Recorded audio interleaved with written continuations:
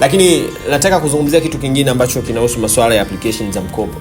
Kama naomba mkopo wa elimu ya juu, degree, diploma, unaweza ukafanya application mwenyewe, lakini pia kama huna uzoefu ni better ukaenda kwa mtu mwenye experience.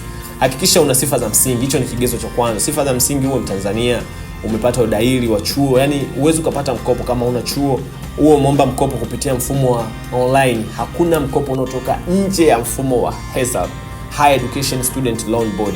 Mfumo wa OLAMS, hakuna namna nyingine ya kuomba mkopo isipokuwa kutumia mfumo wa OLAMS. Ni mfumo ambao umethibitishwa na bodi kwa ajili ya kujaza taarifa za kila mwanafunzi mwenye sifa ya kupata mkopo wa elimu ya juu. Huwezi ukaomba mkopo nje na mfumo wa OLAMS, asikutapeli mtu.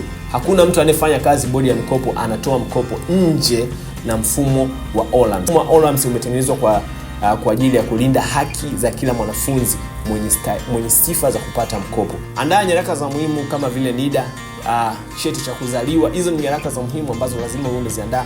Barua ya udahili ya chuoni. Kama kwa wale wanafunzi waliotokea diploma, make sure una AVN number. Hizi ni za muhimu. Make sure una passport size, kitambulisho cha mdhamini. Mdhamini ni kipengele cha lazima, na hakikisha mdhamini hadaiwi na bodi. Lakini napa barua ya utambulisho wa makazi ikiwa inahitajika kwenye mwongozo. Kama ilivyo mwongozo mwaka huu, napa reference number ni za lazima.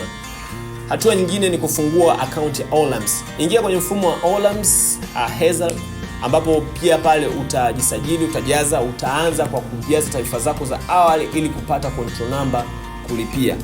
Ukishalipia basi utaanza kujaza taarifa binafsi including taarifa zako, usajili, umezaliwa wapi, taarifa zako ambazo zinakuhusu. Lakini pia hatua kipengele kingine utajaza taarifa za wazazi au walezi kama wapo. Lakini kipengele kingine cha muhimu ni taarifa za mdhamini. Mdhamini ni wa lazima wakati wa kuomba application, wakati wa kuomba mkopo. Taarifa za kielimu, manake umesoma sekondari kidato cha 4, jaza index namba yako. Umesoma diploma, jaza AVN number na taarifa zako za chuo diploma. Au wewe ni mwanafunzi umetokea form 6, make sure umejaza taarifa yako including index number ya kidato cha 6. Lakini baada ya hapo utapakia taarifa zako. Note that bodi ya mikopo wametangaza kwamba hairuhusiwi kufanya forgery ya document yoyote.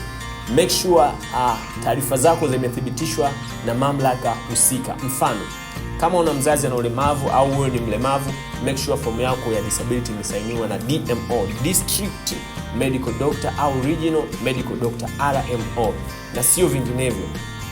Kama itabainika taarifa zako ni za uongo na zimesainiwa na mamlaka ambayo sio, hatua za kisheria zitachukuliwa dhidi yako. Lakini pia hakikisha umeshatuma maombi yako kikamilifu na fomu yako imesainiwa kama ilivyoelekezwa kwenye mwongozo. Kwa wale ambao watahitaji msaada wa kufanyiwa application za mkopo, unaweza kutucheki kupitia 0767 24 27 97.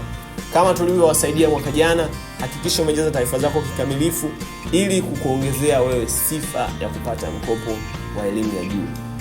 Mimi ni Paul Langu, mtaalamu wa masuala ya online applications, lakini pia mtaalamu wa mfumo wa OLAMS. Ninafahamu mfumo na ninafahamu namna ya kufanya application. So, tunawakaribisha sana wale wote ambao wanahitaji kufanya application, lakini pia wale ambao walikosa mkopo mwaka jana. Hii ni fursa nyingine tena ya wao kuomba kwa mara nyingine.